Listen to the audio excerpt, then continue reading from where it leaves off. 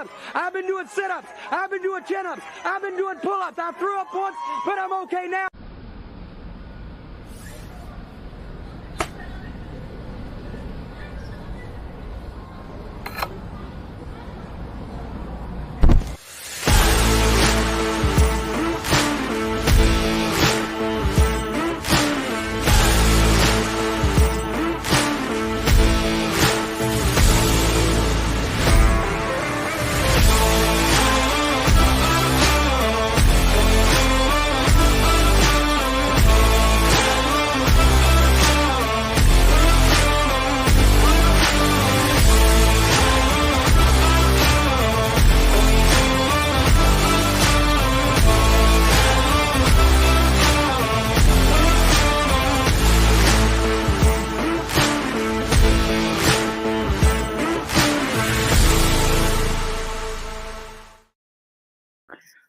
What's up, everybody? Welcome to a Wednesday edition of the Power Hour on your sports network, proudly brought to you by Toyota of Warren. DJ on this side, Scotty on the other side.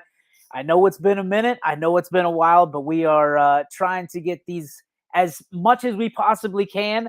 Naturally, there's a lot going on in Stream City, USA right now, but I am here in Sin City, USA, back in the old Las Vegas, Nevada, to pick up an award tonight, back into Stream City tomorrow. Scotty, let me first off unmute your mic. What are you up to today, my dude? Oh, man. Me and Dave, we kind of had a little bit of a swan song. Things got a little emotional. We're hanging out at the mall. I'm a nerd and I collect all kind of like bobbleheads and action figures, and I got a new action figure today, so I'm excited about that. Well, who was it? It's Donkey Kong. Oh, can never go wrong with Donkey Kong, right? That's what I say, man. I saw the Donkey Kong and I'm like, I gotta get it. Can't go wrong with that. Makes me think of the 90s being a kid. So, were you a Nintendo kid? I did play Nintendo, yeah. Like, I played it quite a bit. My top system though was Sega Genesis, because even as much as I like Mario and Donkey Kong, Sonic the Hedgehog, that was my number one back in the day. I love those games. So Sega was my top system, but I did enjoy Nintendo. How about you? Oh man, so I still haven't beat Super Mario Brothers. So we got Z and Nintendo for Christmas, and I'm excited to finally beat it at some point when things slow down. But yeah, I think I'm with you now. Xbox is my favorite by far right now. But I got to give it to. I mean, you never go wrong with Sega or Nintendo. I had one of those hacked Dreamcasts. Do you remember the Sega Dreamcast? I had one of those. I love the Dreamcast. I had one of those that my uncle was able to hack for me, and we were able to get all like the games for like nothing, just for basically the cost of essentially the disc. And there was a tennis game there that I was obsessed with. Like, this tennis game was as good as it got on the Sega Dreamcast. So Sega Dreamcast has a special place in my heart too. I used to love I think the first one, I want to say that it was Randy Moss was on the cover, but I used to love the NFL 2Ks. Oh yeah, those were Yeah, good. I used to love those games a lot. So, Dude, you're rocking the Jackie Moon jersey. yeah, I got this at the mall, not today, but a few weeks ago. I'm a big Will Ferrell fan, So I saw this at the mall, and I'm like, yeah, I have to buy this. ELE, man. Everybody love everybody. Yep. All right, Scott, we got a good show for everybody today. We're going to talk a little bit of the hoops and some of the buzzer beaters, some of the great games we've been able to host on YSN. A couple more last night with South Range getting a last second buzzer beater, and also Cardinal Mooney. We'll talk about that a little bit. We'll talk. You want to talk a little bit of the new baseball rules, right? Yeah, yeah. The new baseball rules and your thoughts, because it seems like once again to me, they're going full on, like they want to, be more appealing to the I mean, even us, we're millennials, but I don't even know what they call the generation that's younger than us now. Gen But Z. yeah, the Gen Z, that generation. And I don't know. It seems like it's kind of a mixed bag from a player's perspective. Like some players, I think, like these rules, especially one that's been in place for a while, the ghost runner and extra innings. I think players like that, but I've been reading a lot of players aren't happy with the time limit, the pitch clock, and the going up to the batter's box. So I wanted to get your thoughts on all that stuff. All right, we'll hit that up in just a little bit. In case you were living under a rock, one of the other things we need to talk about is the Canfield girls basketball team. They have absolutely taken this tournament by storm, winning over Salem earlier, and then last night beating Marlington. And I mean, you got to tip your cap to Matt Reel and the entire cast of characters for the Canfield Cardinals girls hoops team.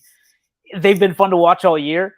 I think they've been one of the most, and this is going to sound weird, especially given our power rankings, one of the most underrated teams across the board. I think everybody kind of looked at Canfield and said, well, they're beatable, they're beatable, they're beatable. And I think the only one to do it was Salem. So, and then they got a little bit of revenge on Coach Hamilton Phillips, Lady Quakers, just the last time around. So I Scotty, when you're watching teams like this, I know you were going to ask a little bit about, football and how it rolls over, but I think it's more than just football. I think it's just an expectation from a school standpoint and how it rolls over into other sports. When your team wins a significant championship like Canfield did for football, and now the girls are looking to to make their run towards a state championship as well. What do you think about that and kind of the rollover effect from one season to the next? Yeah, I think kind of like like people say all the time. They've said it in the past. Um, Younger people or older people, locally people on national shows. They say winning is contagious, and I just think that it's one of those things. Uh, Using baseball for an example, I'm a Guardians fan, so I'll go with Shane Bieber here. When he goes out and he pitches a great outing, throws 7, 8 shutout innings, pitches a gem, um, or a complete game, let's say, the next pitcher in line, maybe someone like a Tristan McKenzie, who's younger, doesn't have as much experience, doesn't have the resume that Bieber has, but he's looking at Bieber and he's like, I want to be like that dude. Like this guy's, I don't want showing up making me look bad. So I just think it's one of those things where it kind of goes down the chain. And Camfield, they had a great season in football for sure, but I think the Lady Cardinals on the hardwood, they're sitting here and they're saying, we want to make noise too, and they're you can maybe argue that it's been I don't want to say more impressive, but I want to say because they're doing it and because people kind of doubted them, maybe not as much as the football team. It's really something special. Again, not taking anything away from the great season that Coach Pavlansky and the football squad had, but I think the most dangerous animal is a wounded animal, and when you're backed into a corner and people are doubting you, that's a lot of times you get a team's best shot, and they're never say die, and you're seeing that with the Lady Cardinals. Yeah, I couldn't agree more. I think that when you look at what the Lady Cards have done, they have just overcome night after night after night after night. Coach Real has these girls believing that they are the best team in the state of Ohio. So from my from my perspective in Division Two, obviously they've had to go through some stellar teams already, but Canfield is the team to beat. Canfield, with all opinions aside, everything that has been showcased to me and watching them on tape, Canfield is the team to beat. And I cannot wait. I hope they have a very special run. This could be a very special year for Canfield High, without a shadow of a doubt. I mean, you look at what they're doing on the boys' side as well, and then of course what they could do in the spring with their spring sports, with their baseball team and the AJ Havrillas and Ben Slankers of the world, the Connor Millers, the Jack Davises on the baseball side, and of course they have, I think, one of the best softball coaches coming back here to the area, and Mike Kernan, to see what he can do and have the Goldfinger touch onto the Canfield Cardinal or softball team rather. So it's going to be interesting, and I think that if you raise another banner, another state championship banner, then Canfield has to be a shoe-in for team of the year, or at least high school of the year, right? So looking forward to that. Just looking forward. This has been a great run, and we have some really, really good hoops teams this year. So it's funny to hear about people talking about our basketball like it's like a third world country, or a third class citizen, because it's not. Our basketball is decent, right? And anybody can win on any given night. But the reality is we always kind of take the biggest bruises and bumps from ourselves, from the teams in our own area, and then we're battered and bruised to go on, and we've got to make a run against some of these teams from Northeast Ohio and some, what is it? I think it's Cincinnati, Dayton area. That they've got some really good teams. So we'll see how it goes. But last night, Scotty, if in case you weren't watching, what a great game we saw for South Ranch. Landon Moore able to get the putback fadeaway jumper that goes nothing but net, and the Raiders, who have had a storybook season. Remember, this is the same South Range team that started out 0-5, and now they are making waves not only in the regular season, winning the NE8, but they're making waves in the playoffs now. Does it shock you at all? I mean, knowing that how they started out and how they're looking to finish, how this Raiders season has gone, Scotty? I don't know if I would use the word shocked, but I definitely didn't expect this when they started 0-5. I'm like, when they started 0-5, I was kind of thinking, yeah, it's definitely a rocky start, a shaky start. That's an extended losing streak. You never want to start 0-5, but you could see certain things about their game that, in my opinion, that led you to believe that they could kind of right the ship. and they started to do so.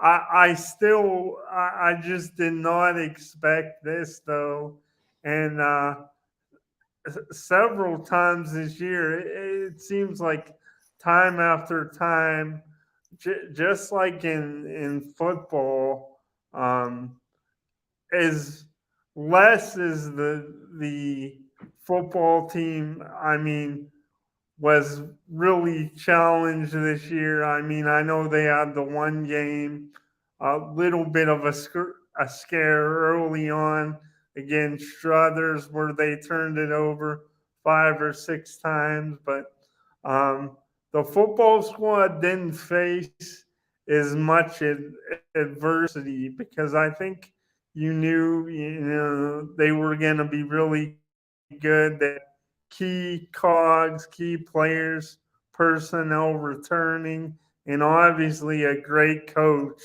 Anytime you have your own T-shirt, I mean, that's all that needs to be out there. You're a legend. So, but so I didn't expect like they definitely face more adversity on the hoop side, but I still didn't expect. I'm like at the beginning of the year, I thought I'm like South Range they'll have a solid year. I did not expect them to advance this far, and then let alone pull off and what a lot of people saw as a upset victory over the Brookfield Warriors. That's a big win. That's a big, big win. And I think that, listen, we talked about it the other night. If TJ Irons isn't in the conversation for Coach of the Year, I don't know who is. I don't know who is. And there's a lot of names that should be in that conversation. But as far as I'm concerned, TJ Irons, with what he's done with this team, deserves to be in that conversation as well. So congratulations to TJ and the entire team, South Range, not only NE8 champs, but of course, getting a big win over Brookfield last night. And one, Scotty, that I don't think you're far off. I think that was an upset victory as far as many people were concerned. All right, let's go over to – go ahead. Real quick, just to kind of put a bow on this one, because you asked me, DJ, for you when they started 0-5, were you kind of thinking, well, yeah, it's a rocky start, but it's South Range, like they'll be fine. They're still gonna be really good, or did you think that maybe they just didn't have it? I thought there was a little bit of a hangover on the football championship. You know, maybe I think they always had it in the tank. What did South Range? But I think that anytime you win that championship and you spend a little bit of time celebrating it, as you should, there's going to be a little bit of layover, right? There's going to be a little bit of the hangover effect of winning that championship, and you don't get the right rest necessarily to go from season to season, because a lot of those guys are football players or members of the football team, and they weren't able to gel really quickly. And obviously the stuff that they had to go through in the beginning of the season, nobody wanted to go through, but it created a rallying point, I think, for South Range, and they planted their flag with the SR, and they went on. They were able to navigate some choppy waters very well, but they did it together. And I think the guy that really deserves a lot of this is TJ Irons. I mean, because he didn't have to step up. I mean, remember, he's the volleyball coach. He didn't have to step up, but he did. And the entire coaching staff and the boys for being able to put everything behind them and work towards a common goal. And again, to win a championship in this season that was so far-fetched in the first 5 games, kudos to them. So, I don't know. I think it's a bunch of things, Scotty, kind of mixed in, kind of like a salad. There's a little bit of lettuce, there's some carrots, there's some I don't know, cheese, some dressing. There's all kinds of stuff in there. I like beets in my salad, so I'm gonna throw some beets in there. But yeah, there's a lot of stuff that went into this, and I think that at the end of the day, South Range and all those young men that are on that team and part of that team are going to be better off for facing the adversity they did and understanding that sometimes when you face adversity, if you dig in a little bit deeper, you can come out on the other side smelling like a rose. Did you think like South Range on the basketball side of things after they saw what the football team did in Dan Yeagley? Like, do you think those two coaches, basketball and football, you think they were kind of, Dan Yeagley was maybe sharing some of his advice on what it takes to get to that championship level? Do you think there's uh, much conversing there, or do you think the sports are just too different? So I think that if I know Dan Yeagley, I know that he doesn't step on many toes, when it comes to other coaches. I'm just, and again, this is just me talking and guessing. I'm guessing that the guys that are in that locker room, that were in the locker room for football, that ended up in the locker room for basketball, were able to take some of those lessons that they did learn from the gridiron and take it to the hardwood. But I also want you to understand that TJ Irons isn't exactly a first-year head coach. I mean, he's been around for a long time. He's been doing this. A great athlete, has produced great athletes, not only in his family but on his teams. You know, and if I remember correctly, his wife wasn't a bad athlete either. So when you look at this from the plain view, the aerial view, and you look down at what South Range has been able to do over the last 2 seasons, being football and basketball, it's impressive. It is very, very impressive, and especially given the 0-5 start. Again, I feel like I'm beating the drum on this, but when you start 0-5 and you end up winning a conference championship, I think that is very, very impressive. It speaks a lot of whoever and whatever changes were made along the way. So, yeah, I think that as much as Dan Yeagley, is very coveted and is the godfather of South Range sports right now, I think that Dan lets other people do their thing, and if anybody needs advice, he's always there. Coincidentally, Scotty, I don't know if you know this. When we did our last coaches corner, he admitted that Matt Reel brought him in to speak to the Canfield basketball team for the girls, and look what's happening. So the golden touch of Dan Yeagley strikes again as Canfield moves on, and this is going to be really, really interesting to see, because if that's the case, I'm just going to hire him as a motivational speaker and follow teams around and give them the Midas touch with Dan Yeagley. I know they've knocked on the door and they've almost kicked it in before, and they've been really good for a long time, going back to my early high school days, around like, I want to say 2005-06 is when they started becoming a real force. And I'm speaking of South Range, I know Canfield has had some really good, if not great, teams as well. Do you think, DJ, it's safe to say that they both now establish themselves as powerhouses? See, in high school, it's so cyclical, right? It's always going like this. I don't know that you can say teams are powerhouses per se, but if you are, I guess you can throw them in there. I mean, it's so tough because if you go back to football, what South Range I think would have done had Kirtland not been in their division, I think we'd be talking about the second or third state championship that South Range would be hoisting here in 2022 or back in 2022. For basketball, I still think that, South Range isn't seen as a powerhouse. I'm not even sure that Salem's seen necessarily as a powerhouse yet. I don't know, man. To have some of those teams, Canfield, Salem, West Branch, Marlington, I mean, it's tough. As much as Hoban's won over the last few years, I don't think that they're a powerhouse. To be a powerhouse, Scott, like what is your definition of a powerhouse? I guess that would be better. Is to start there. I guess my definition of a powerhouse is teams not necessarily winning like league and state titles every year, but to me, every year being in the conversation. So I guess being a contender like every single year, at least being a Sam is contender. smiling.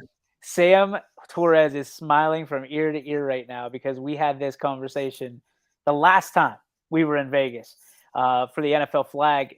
So there's a huge difference to me between contenders and powerhouses. Contenders are people and teams that are going to be in the conversation every year. Powerhouses are teams that are going to be in it. Like they're in the championship game every single year. So for me, But not to cut you off, but like I'm kind of thinking when it comes to camp, and maybe I'm jumping the gun here, but and maybe I'm just riding the wave right now, riding a high, but I'm kind of thinking when it comes to Campfield and South Range, like I could see them I could see us having these same conversations we've had this year over the next, 4, 5, 10 years. Like I could see them being relevant every single year for a long time. That's just the point I wanted to make. yeah, and I think that contenders, without a doubt, but powerhouse, I think that they're a couple championships away, to be in Okay. that conversation. And that's just being honest. That's I mean, if you're winning regionals left and right and you're getting the states every single year, yes, you're a powerhouse program. But if you're winning sectionals, I'm not I think that that's a contender. You know what I mean? Sectionals, we talked about this the other day and I can't remember if it was on here or not, but I know that I had this conversation and what are the sectionals even worth anything anymore? Does anybody celebrate sectionals? Um, should they be celebrated? I guess is another question, another way to put it. I don't know. For me, it's a no. I mean, every hat and t-shirt game, I guess you can celebrate, but I guess it all depends on how good your team is and what the expectations are for that team. I mean, if you're not expected to be very good and you win sectionals, yeah, that's a great accomplishment. But if you're expected to battle for a district or regional title, I think celebrating a sectional is kind of silly. So Yeah, expectations change things, that's for sure. another game that happened last night, the Mooney Cardinals with a big win at the John A. Cabas Gymnasium. And I think I want to make sure that I have this right. Ashton O'Brien was at the line, and this is from Alec Caberna. Gets fouled with 1 second on the clock. He makes the first free throw to give Mooney the lead, purposefully misses the second free throw off the front iron, and is able to get his own rebound and runs the clock down to 0. Mooney goes back to the district finals with a 48-47 win over Chagrin Falls. That, my friend, is as exciting as it gets. Ashton O'Brien, we talk about quarterbacks, we talk about football. He's getting it done on the hardwood as well. And again, AOB is stepping up to be a true leader wherever he goes. I mean, Scotty, you're at the free throw, and it's you got to make one and you got to miss one. How much pressure is on you in that situation? Yeah, that's about as pressure packed as it can get, right? I mean, you have to make one and miss one. I mean, we've even seen. I know you're not as big of a NBA fan, but even like in the NBA, I've seen guys plenty of times in a situation where they want to make the first one and they're looking to intentionally miss the second, but then they accidentally they knocked the second one in. So yeah, there doesn't get that's as much pressure I think as you can have on your shoulders. From Moody's perspective, I mean, this is a team that did well last year. They've done well for a while now. Kerry Palermo, one of my favorite coaches in the entire area for what he does for the kids, how he gets them to believe and beat some of these teams. Chagrin Falls is no pushover. They're no slouch. So it's interesting to me to see Mooney, again, making a run. But this was a young team last year that had some guys obviously leave. But there's some dudes stepping up, AOB being one of those guys, Ashton O'Brien. So, I mean, can you see Mooney making another run, Scotty, towards the regionals or maybe even getting into the state championships?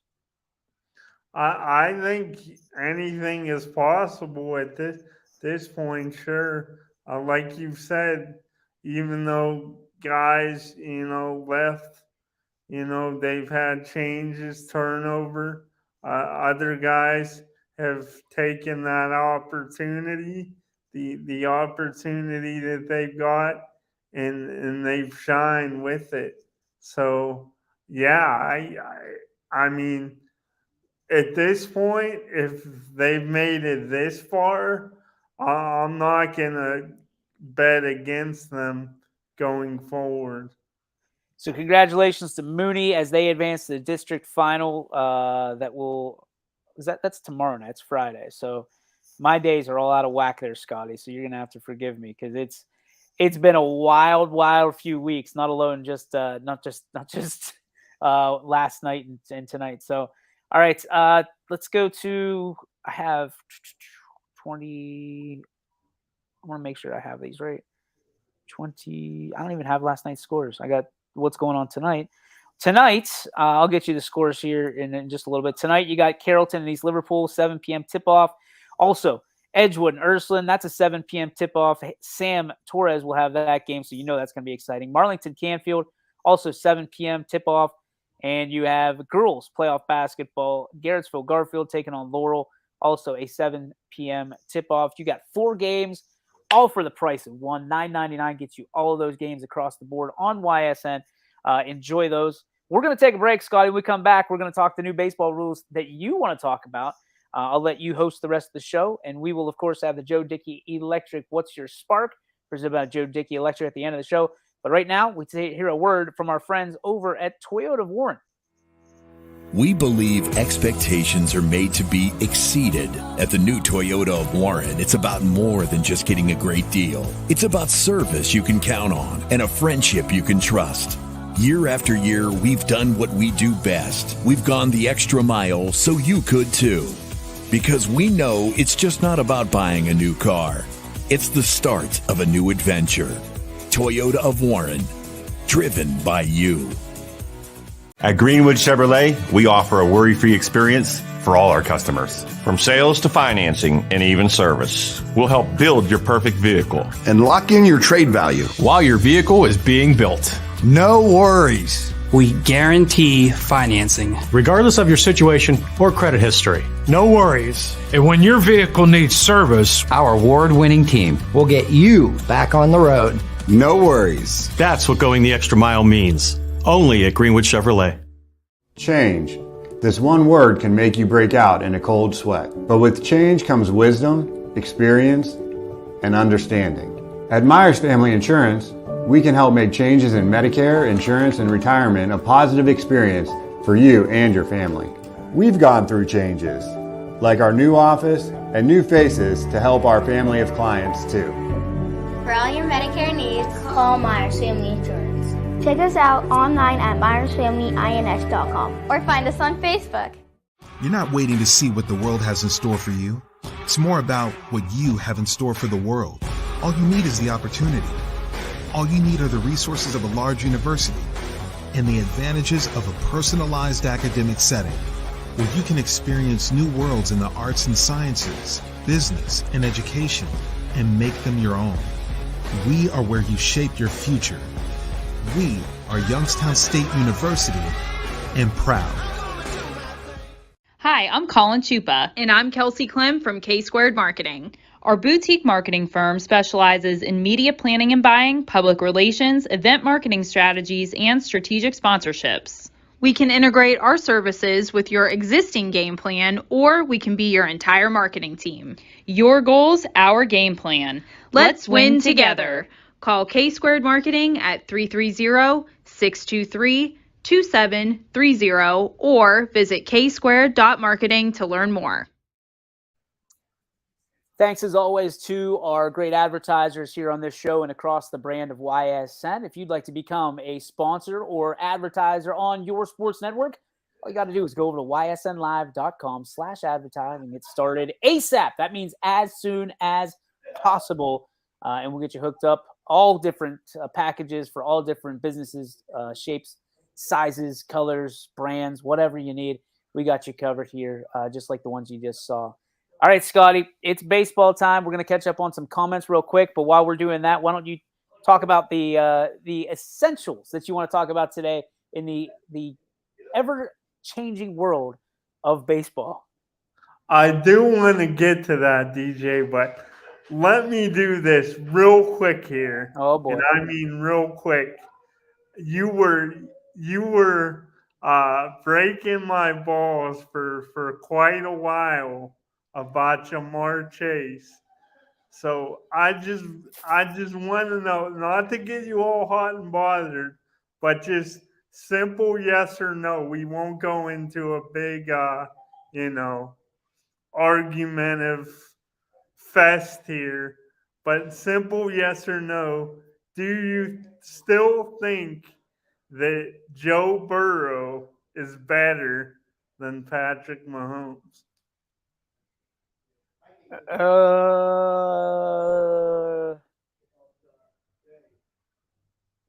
I don't know.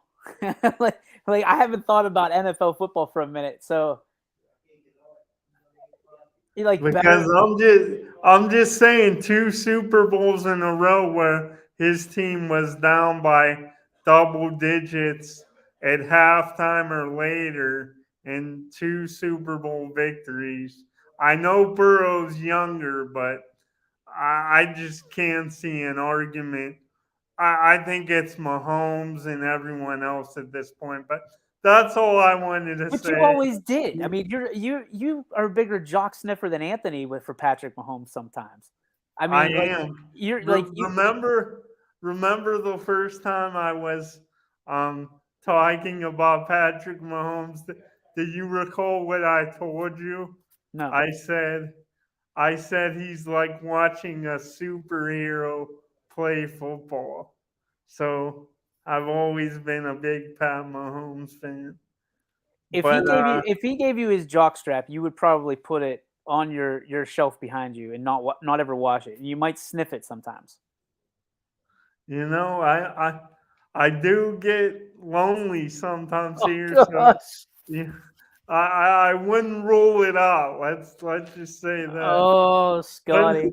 On that note, let's get to baseball here before this show goes I throw totally off the train tracks. I wanted to talk about why you gotta say train tracks? Why you gotta be that guy? There's the train tracks on there.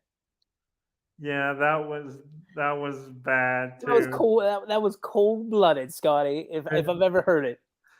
But EP will rise above, and I know you're a big part of that, DJ. We're gonna be all right. Yeah. Train tracks. It's a little hypersensitive right now, Scotty. The train tracks.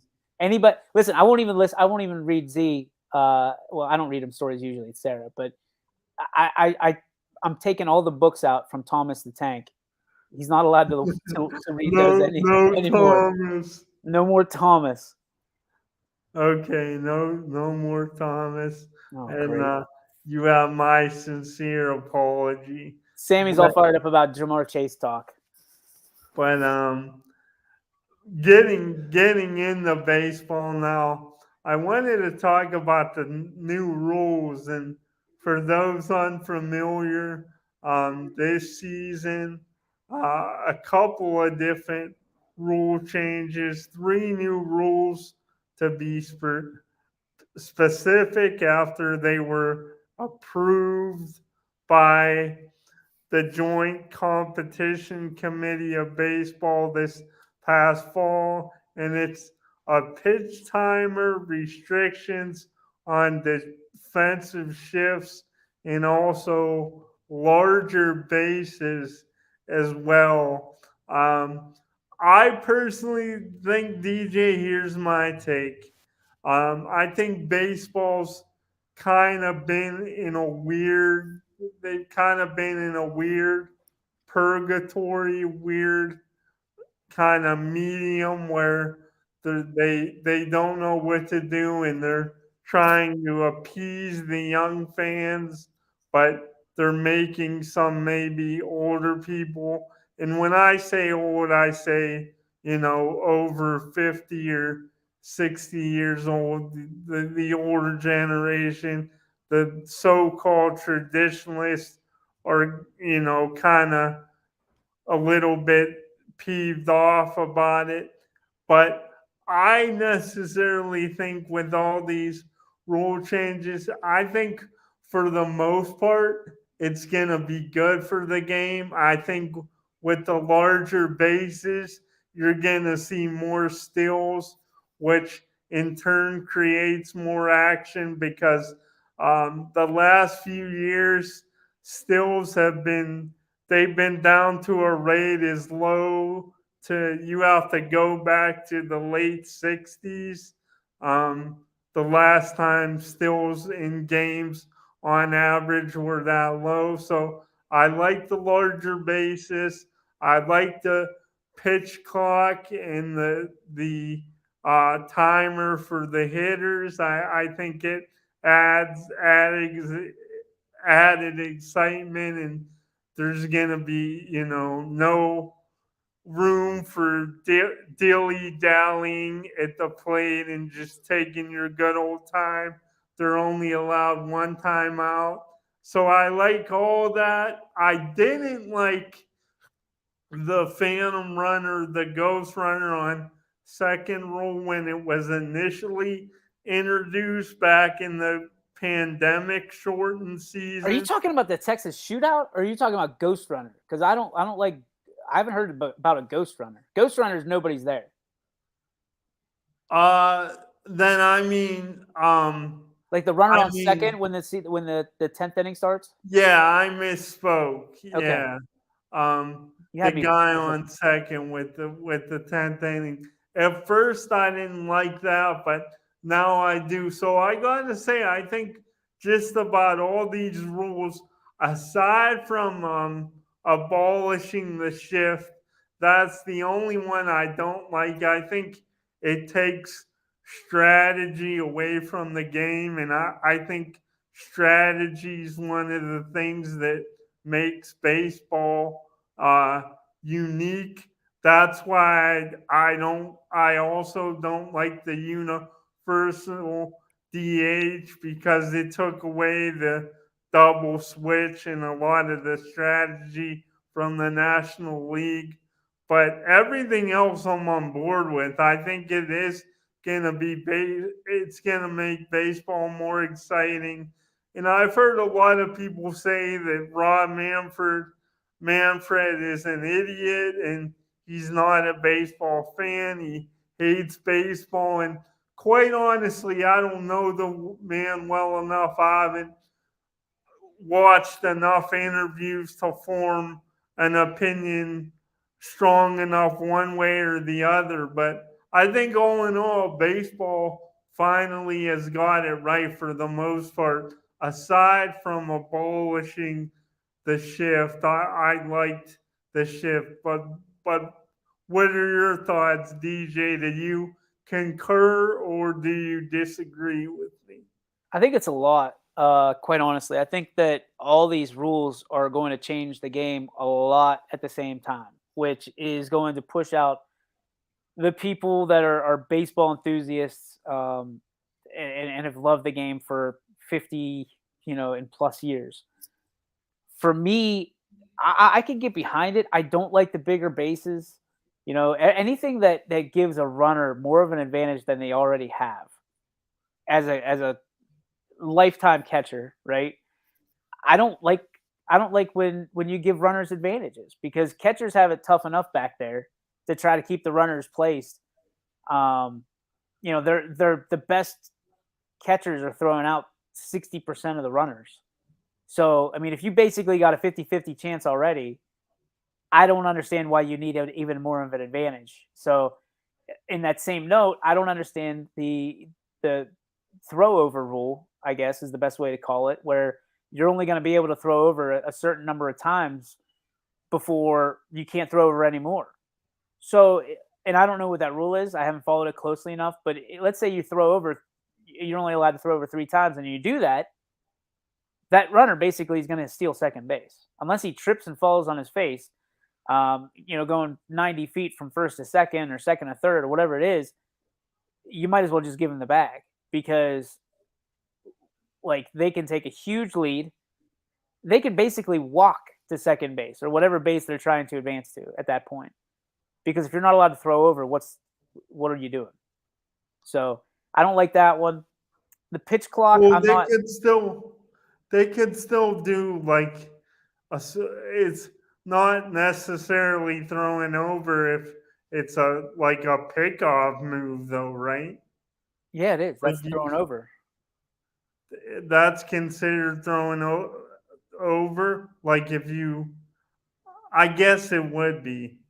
Yeah, you can't. The only thing you'd be able to do is a pitch out in that situation, and the catcher would be responsible for it. But if you throw over, and I think it's 3 times, if you throw over 3 times, you're not permitted to throw over at that bag anymore during that at bat.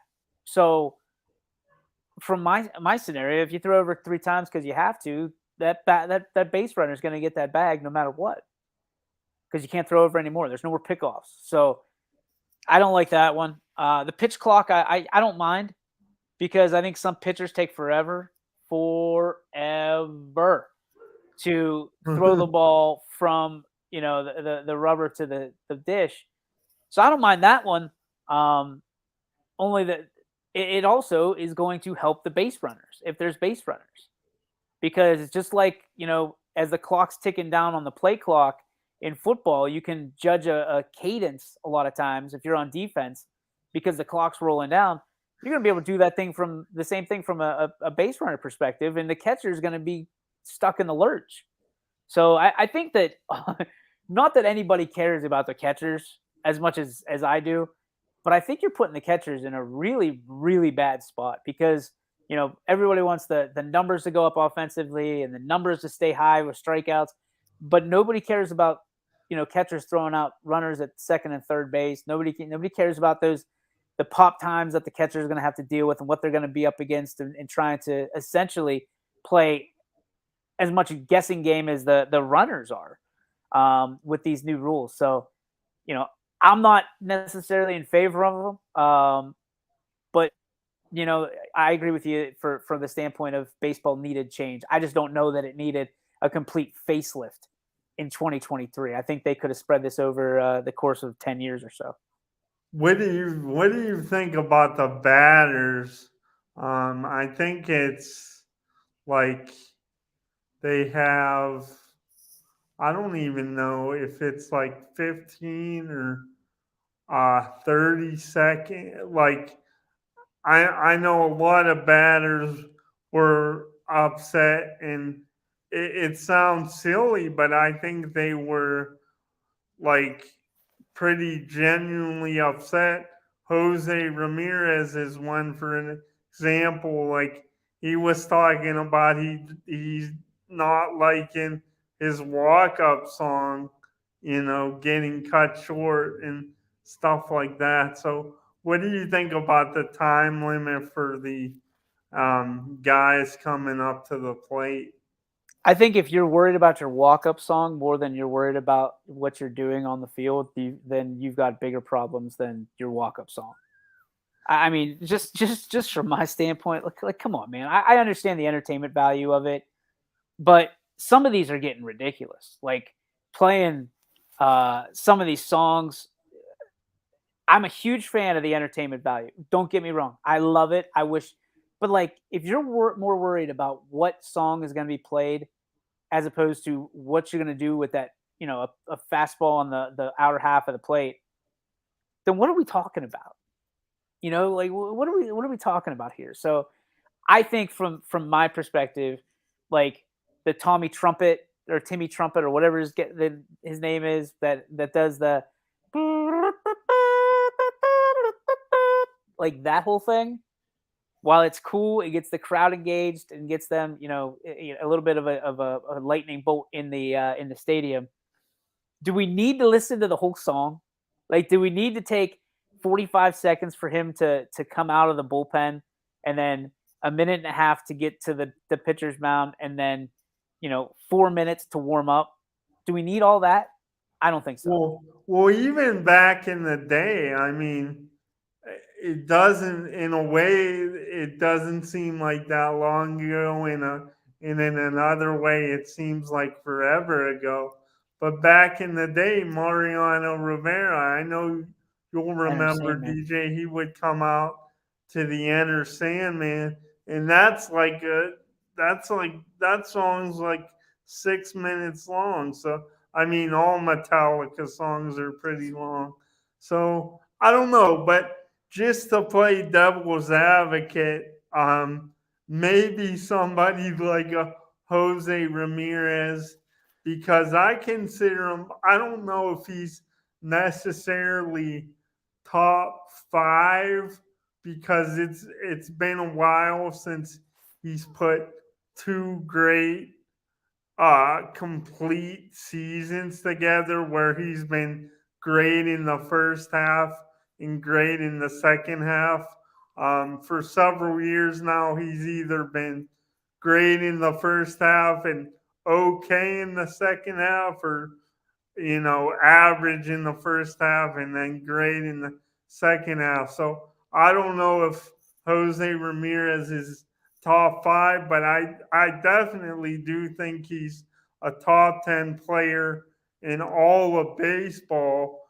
So I think maybe it's just one of those things where he feels like he's mastered what he's had to do at the plate already, and he doesn't want the fun part out of it. The fun you mentioned, the entertainment, take it from him. So I get your point, but I guess I can also see J Ram's point too. Well, I guess if J Ram wants longer, walk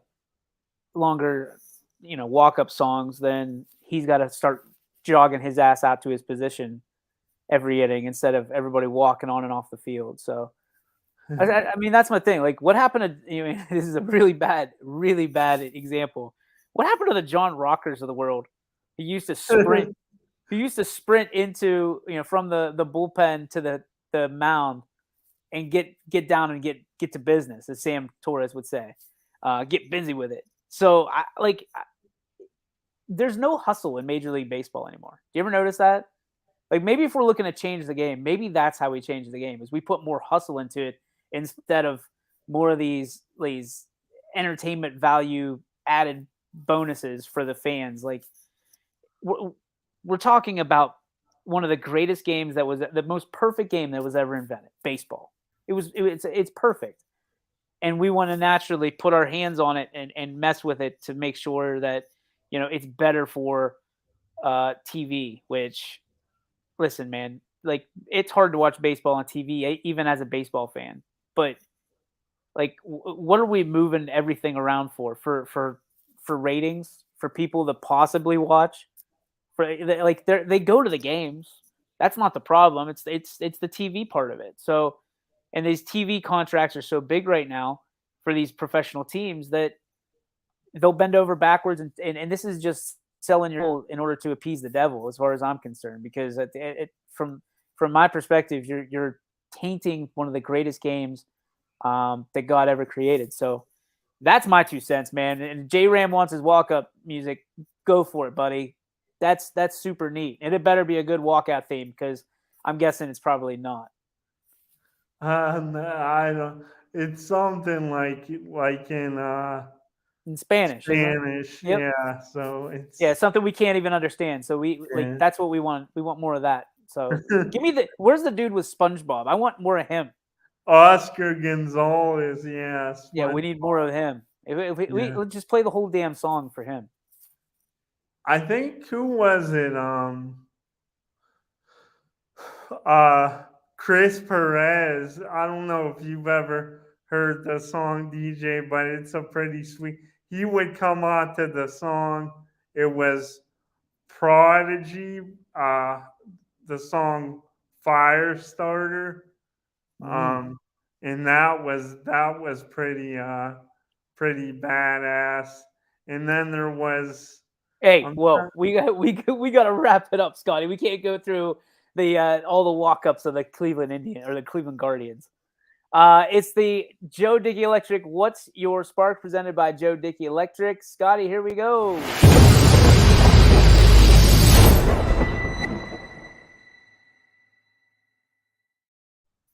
Anything commercial, anything residential, anything electrical, make sure you head over to DickeyElectric.com, get signed up, and get your own spark from our friends over at Joe Dickey Electric. Scotty, what is your spark?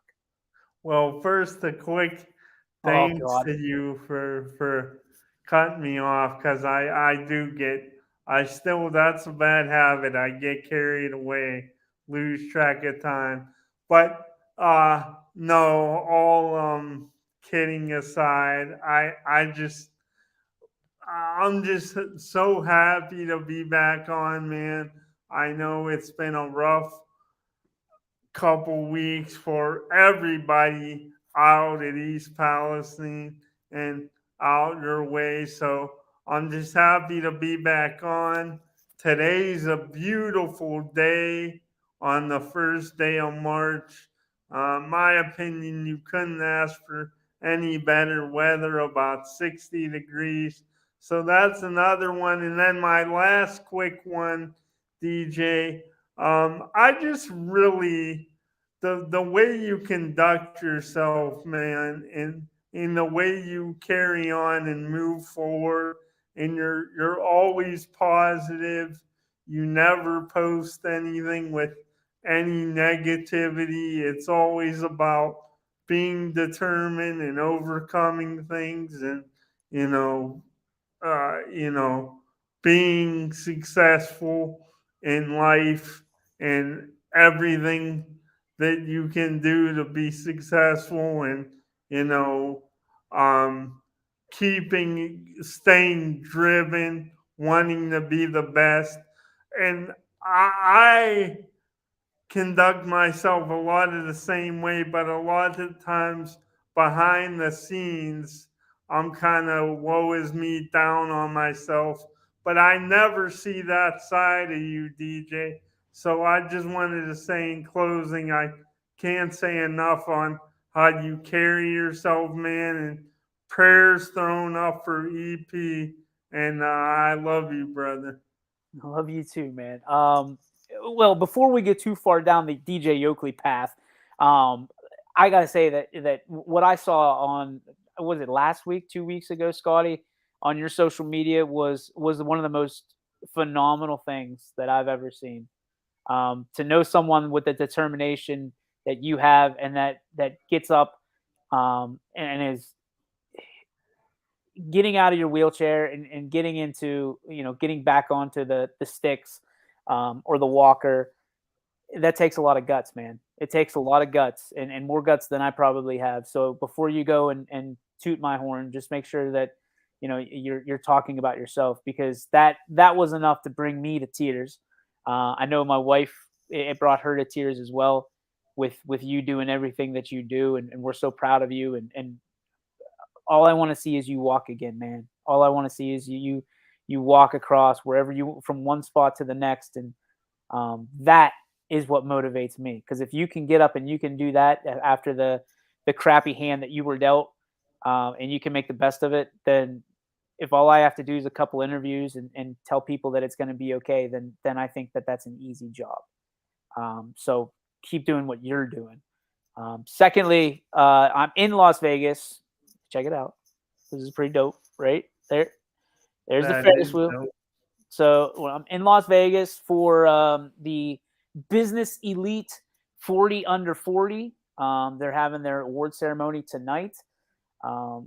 Wasn't easy for me to walk away from East Palestine given these times. I wanted to be continued to be dug in, and major reason obviously that we haven't been having the shows as regularly as we want to. But I thank Toyota of Warren and Tino Merlo for understanding kind of what we're doing and the bigger fight right now to not only keep YSN in business, but to keep East Palestine in business. So thanks to everybody and I want to speak on behalf of everybody from East Palestine. Thank you for the prayers. Thank you for the great thoughts. Thank you for the donations and the continued donations of resources and you just outpouring of love and respect and all of that. We could not have done or be doing this without you. And to be someone that is in some of these meetings and to be able to look eye to eye with some of these people, being the governor, Bill Johnson as well, JD Vance, some of these people that you see on TV, you vote for, but you never come face to face with. And of course, the CEO of Norfolk Southern, Alan Shaw. For me, it's been a really humbling experience to be able to represent the town that I grew up with and love, and still do to this day, and try to get it back together. Trying to put Humpty Dumpty back together again. It's not going to be easy. It's going to take some time, but I think we can do it. And then finally, the one thing I do want to 100% say, a little bit of a bicker, but like professionalism in journalism nowadays, it's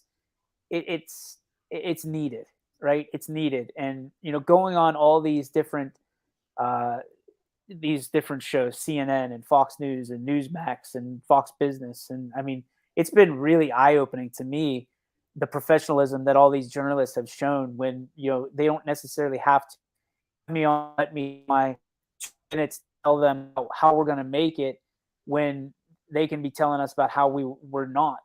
I think my biggest thing is there needs to be continued professionalism even at the local level. So, it's as easy as citing your sources. It's as easy as understanding, that if you take something from somewhere else, if they did the work to get it there or they put in the time, that you need to respect that and be a professional courtesy is citing your source, not making up or standing behind some absolute ridiculous, anonymous tip or whatever. Like you're gonna get got at some point. So stay professional out there if you're local media, or if you're local media, you just be professional for the first time. So that's going to do it for our show. Scotty, I appreciate you as always pushing me to get on the show today. Could have been sleeping in that hotel bed over there up until the award show, but you got me out of it. You said, hey, we got to do this. So appreciate it very, very much. Any last thoughts for you, my friend?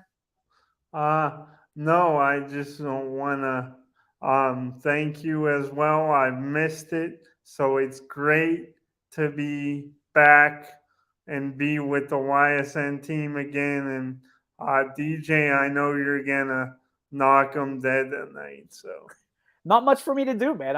I get to go and put a suit on and go and grab an award, take some pictures, and tell people how proud of East Palestine I am and where I come from. And this award tonight is going to be not only for everybody at YSN, but it's for everybody in East Palestine. That if you work hard and you put your head down, that you can do things that people never thought you could do. So God bless everybody. Scotty, I will see you next Wednesday on the show.